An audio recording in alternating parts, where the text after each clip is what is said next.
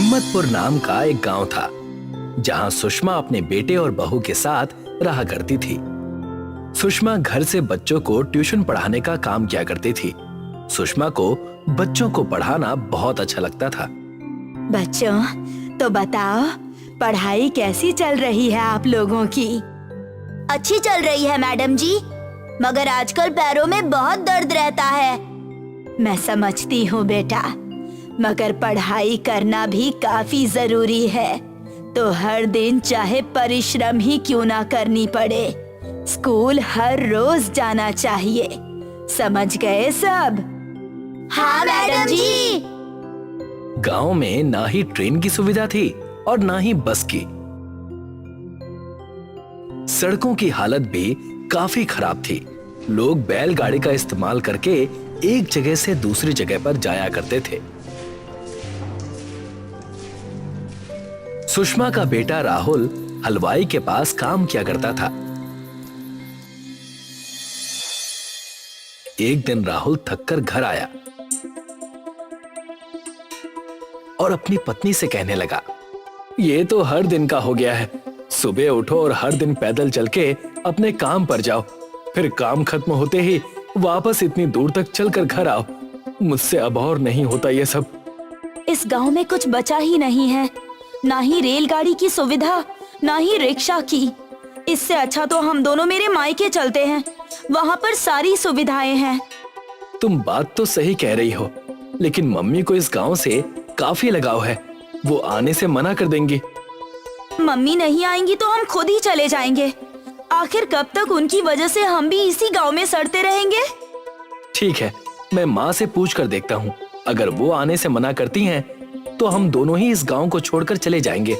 वैसे भी उन्हें पिताजी की पेंशन मिलना बंद हो गई है। अब यहाँ और रुकने की जरूरत नहीं है। राहुल और मनीषा दोनों ही माताजी से बात करने आते हैं। माँ, हम दोनों को आपसे कुछ बात करनी थी।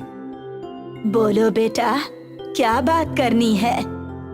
मैंने और मनीषा ने ये सोचा है कि हम सबको उसके मायके में रहने जाना चाहिए। वहाँ पर ट्रेन, रिक्शा और बस इन सब की सुविधा है और हम वहाँ पर सुकून से रह पाएंगे। बेटा, क्या कहना चाहते हो? साफ साफ कहो।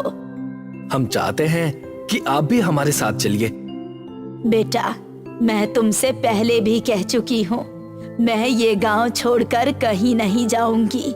यहाँ के बच्चों को शिक्षा देना मेरा काम है और तुम्हारे पिता और मैंने यहीं पर पूरी जिंदगी काटी है। मगर माँ, हमें यहाँ पर पूरी जिंदगी नहीं काटनी। ना ही ये घर अच्छा है, ना ही ये गांव। हर दिन राहुल जी थक कर घर आते हैं। मैं उन्हें अब और ऐसे नहीं देख सकती हूँ। मुझे माफ करना, मगर मैं ये घर छोड़कर कहीं नहीं जाऊंगी। ठीक है माँ, तुम रहो यहीं पर, लेकिन मैं और मनीषा तो ये घर छोड़कर जा रहे हैं। राहुल अपनी माँ को छोड़कर मनीषा को लेकर उसके मायके रहने चला जाता है। सुषमा उदास होकर अपने घर के बाहर बड़े से पेड़ के नीचे जाकर बैठ जाती है और रोने लगती है। आप मुझे छोड़कर क्यों चले गए? मैं पूरी तरीके से आज अकेली हो गई हूँ। पहले आप मुझे छोड़कर चले गए और आज हमारा बेटा राहुल। इस गांव में अगर रेलगाड़ी की सुविधा होती तो शायद राहुल और उसकी पत्नी आज मुझे छोड़कर नहीं जाते।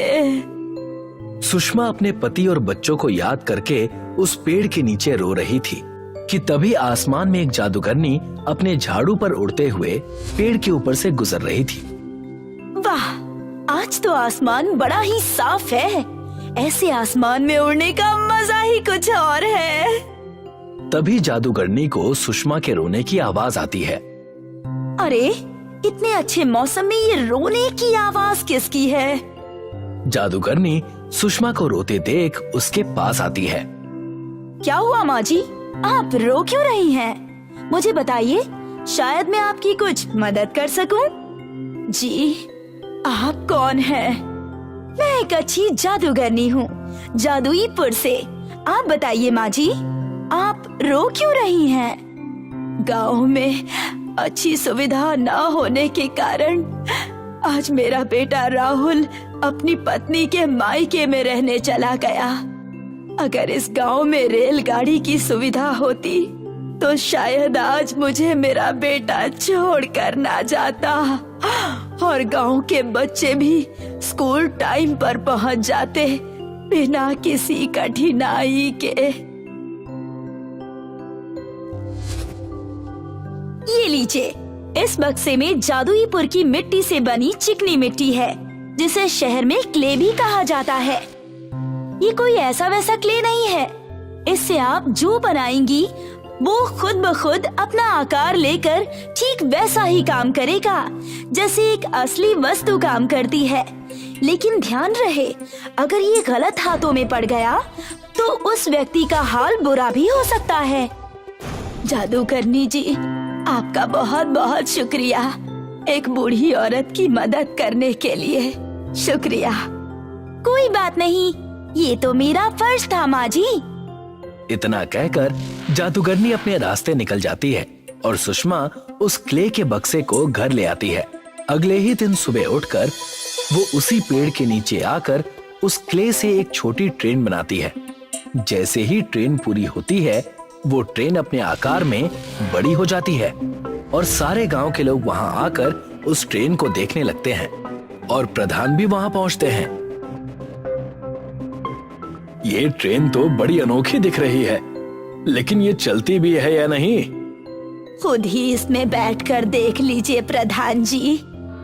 गांव वाले ट्रेन में बैठते हैं और ट्रेन चलने लगती है। ये देखकर सब सुषमा की तारीफों के पुल बांधने लगते हैं और पूरे गांव में इस ट्रेन को बुढ़िया की जादुई रेलगाड़ी के नाम से जाना जाने लगता है। मैं ऐसे ही ट्रेन इस गांव के लिए और बनाऊंगी जिससे गांव के बच्चे हर दिन बिना थके स्कूल जा सके।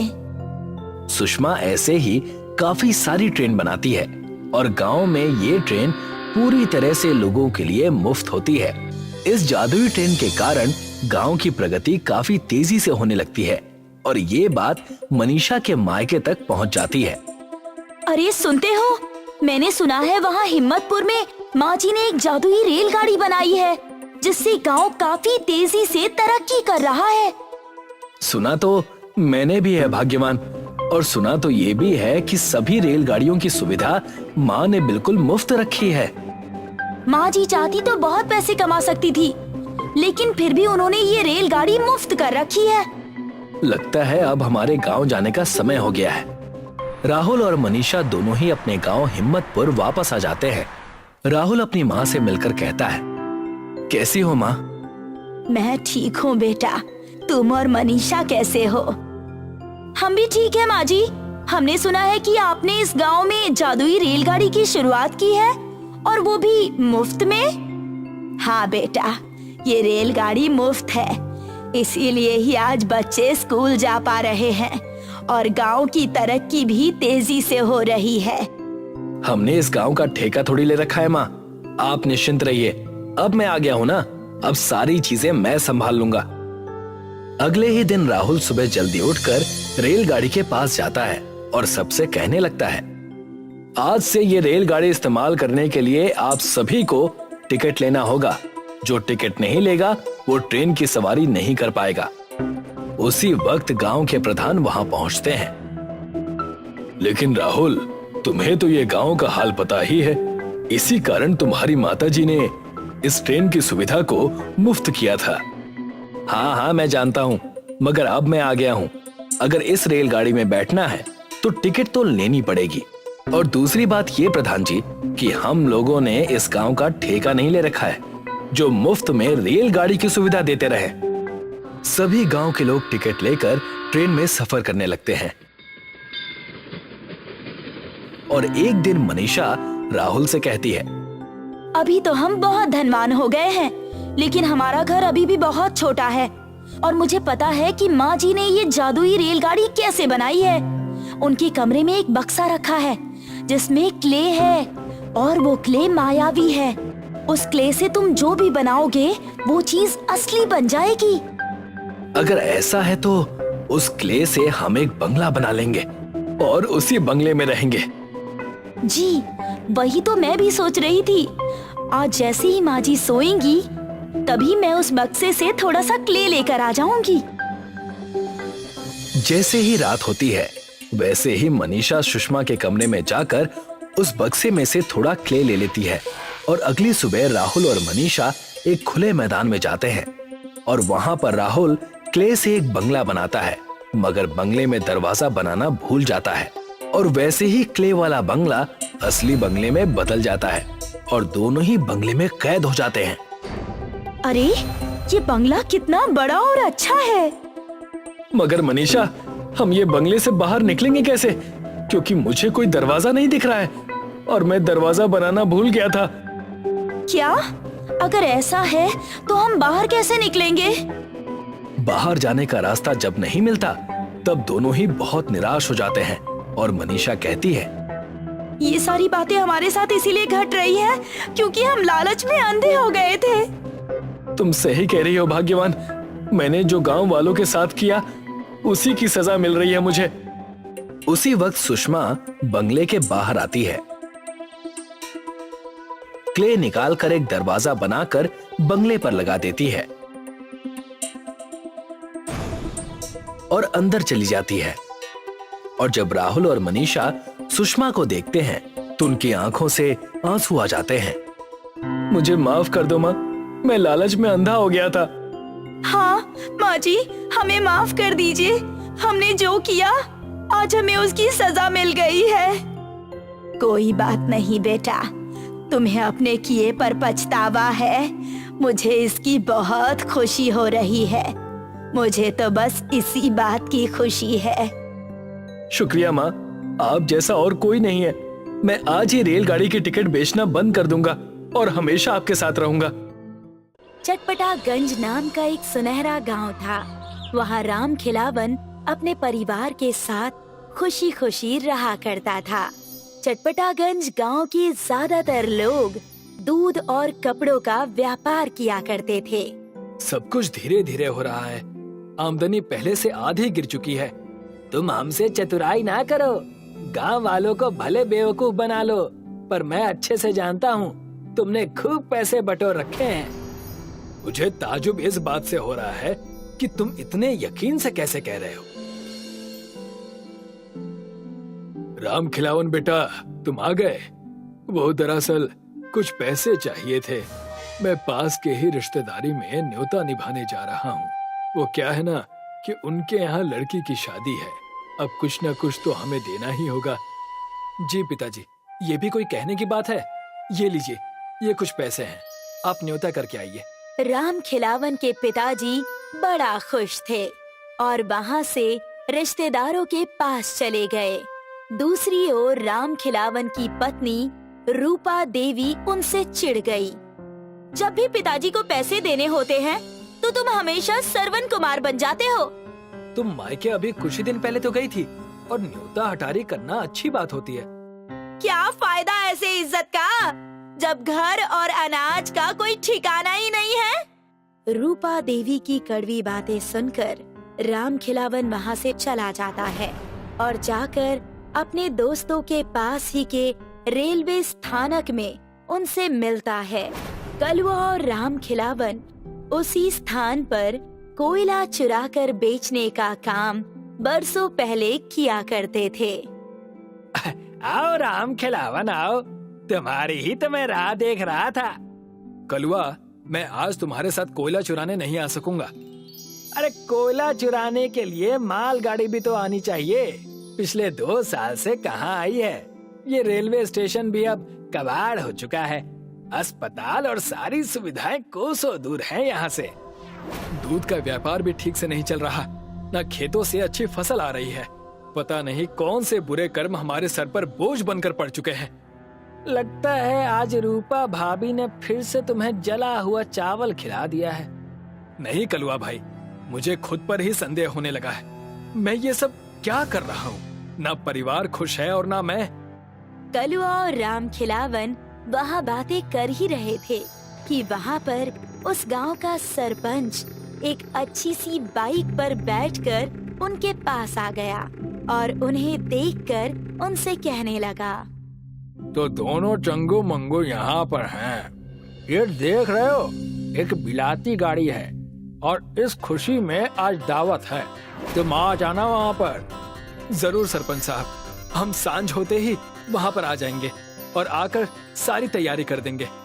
तब कलवा अपने खुराफाती दिमाग में कुछ सोचकर राम खिलावन से कहता है, आज शाम को बड़ा उत्पात होने वाला है। तुम देखना, सबके होश उड़ जाएंगे। मैं कुछ समझा नहीं, तुम ऐसा क्या करने वाले हो? चलो दावत में मिलते हैं। राम खिलावन अपने परिवार को लेकर सरपंच के दावत में चला जाता है। इनके घर बिजली भी है। हमारे पूरे गांव में बिजली पिछले साल से नहीं आई है। कुछ भी कहो, सरपंच जी ने इंतजाम तो बढ़िया किया है। अरे राम खिलावन आ गए। जाओ, जाकर वहाँ से बर्फ का पानी टैंकर में भरवा दो। जी सरपंच साहब। सरपंच के यहाँ जाते ही सब अपना अपना काम करने लगते हैं। उतने में वहाँ पर सरपंच की जोर से चिल्लाने की आवाज आती है। हाय राम, मेरी गाड़ी चोरी हो गई, मेरी गाड़ी चोरी हो गई, अरे मेरी गाड़ी चोरी हो गई। कैसे सरपंच हो? तुम्हारे सामने से कोई गाड़ी चुरा कर ले गया? सबकी नजरों के सामने से गाड़ी चोरी हो गई। हाय राम। सरपंच अपने बिलायती बाइक को ढूंढने की बहुत कोशिश करता है, लेकिन उसे बाइक कहीं भी नहीं मिलती। राम खिलावन सारी बातें समझ जाता है और कलवा को गांव में ढूंढने लगता है। तुम यहाँ हो? इतने दिनों तक कहाँ थे तुम? पूरे 6 महीने से तुम गायब हो। तुम्हारा कोई अता पता भी नहीं है। अबे थम जाओ और चलो मेरे साथ, तुम्हें एक चीज दिखानी है। कलवा राम खिलावन को लेकर उस रेलवे स्थानक पर चला गया और वहां जाकर सरपंच की गाड़ी को दिखाने लगा, जो रेलवे पटरी पर खड़ी थी और पूरी रेल मोटरसाइकिल लग रही थी। आगे से मोटर बाइक और पीछे से रेलवे के डब्बे उस गाड़ी में जुड़े हुए थे। उस मोटर बाइक के पहिए पूरे लोहे के थे, जैसे कि ट्रेन के हों। ये सब क्या है? तुम रेल की पटरी पर गाड़ी दौड़ा रहे हो? आखिर हो क्या गया है तुम्हें? कुछ भी बोलने से पहले तुम मेरे साथ इस गाड़ी पर बैठो। मैं तुम्हें एक जगह लेकर चलता हूँ।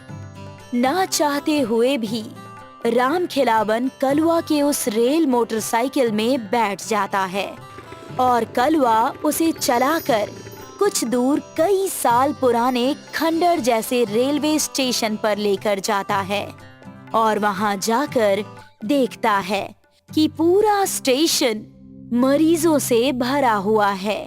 मैं तुम्हें सारी सच्चाई बताता हूँ। जिस रात सरपंच जी के यहाँ दावत थी, उस रात मैं ये बाइक चुराकर वहाँ से अच्छी जिंदगी बिताने के लिए भाग रहा था। लेकिन घटना चक्र ऐसा हुआ कि आज मैं इस मुकाम पर हूँ। उस वक्त हुआ क्या, ये तो बताओ। मैं गाड़ी चुराकर वहाँ से जंगल की ओर भाग गया और वहाँ जाकर मैंने देखा कि एक परिवार बहुत ज्यादा परेशान है। हे भगवान, मेरे बच्चे को कोई बचा लो। मेरे बच्चे को एक जहरीले सांप ने काट लिया है। कोई बचाओ, अरे कोई बचाओ। बाबा, मेरे शरीर में बहुत दर्द हो रहा है।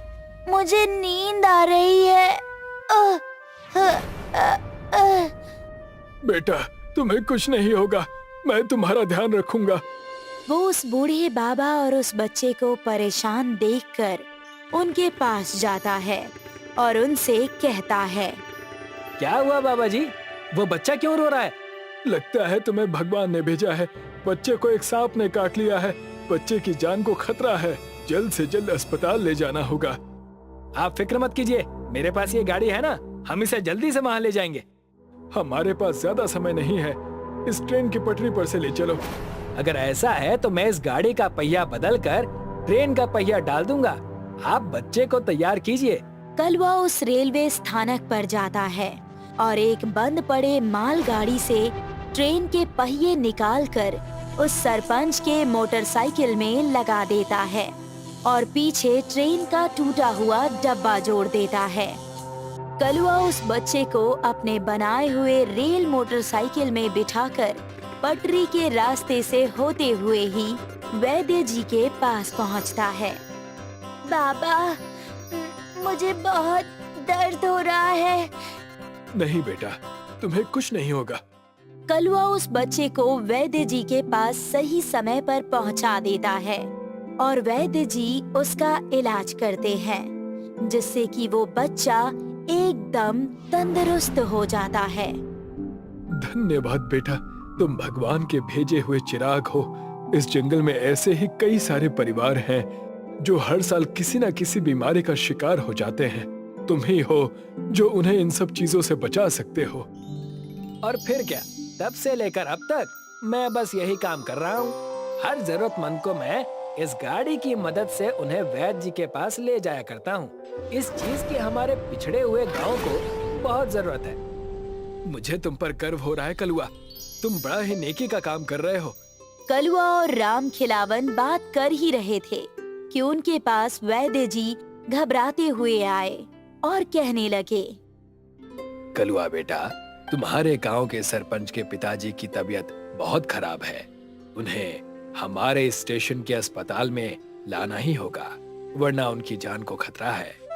राम खिलावन कलुआ के साथ उस रेल मोटरसाइकिल में बैठकर दोबारा गांव जाता है और सरपंच जी के पिताजी को जख्मी हालत में वैद्य जी के पास चिकित्सालय में लेकर आता है। तुम्हारे इतने हिम्मत, तुमने मेरी गाड़ी चुराई। अरे देखो, मैं ये काम लोगों की भलाई के लिए कर रहा हूँ। ट्रेन की पटरी पर अब ट्रेन का आना बंद हो गया है, इसी वजह से मैं लोगों का ख्याल रखता हूँ। सरपंच जी कुछ कहते उससे पहले सरपंच जी के पिता ने सरपंच जी से कहा, तुम पागल हो, ये दोनों नेकी का काम कर रहे हैं। अगर ये गाड़ी ना होती तो आज मेरे प्राण संकट में होते। इनके नेकी के काम को हमें सराहना चाहिए। धन्यवाद काका, ये तो मेरा फर्ज था। राम खिलावन का परिवार अब बहुत खुश हो गया और सभी एकजुट होकर अच्छे से अपनी जिंदगी बिताने लगे।